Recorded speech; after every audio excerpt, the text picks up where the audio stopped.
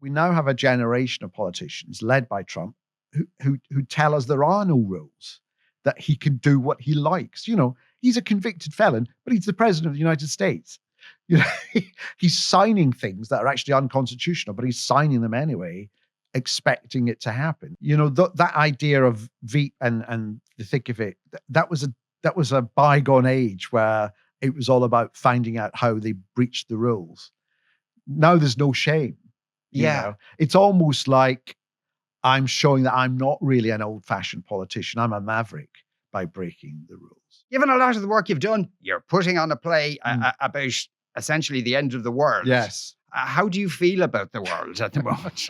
How do I feel? I went through a sort of pessimistic patch because I just thought we're continually coming up with the worst conclusion to any question we're asked. And this can only go one way. And it does worry me.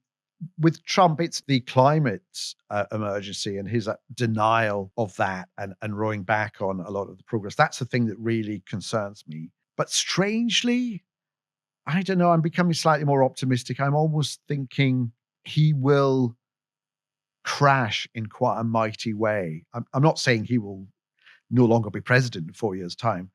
I think enough people will see that was a mad thing to do, to have him back. And I hope when people see that so much damage won't have been done that it's impossible to repair. Yeah. That's the best I can say.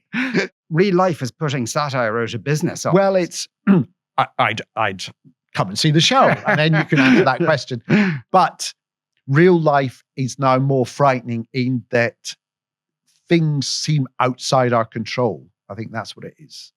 Now, whether it's these unelected data garks who run all the platforms, the social media platforms that have all our data and all our information, but are also now getting excited about AI and goodness knows what, and don't want any kind of oversight or don't want to pay any money, don't want anyone telling them what they can't do, encouraging us to say more outrageous things because that drives traffic and therefore gives them more money.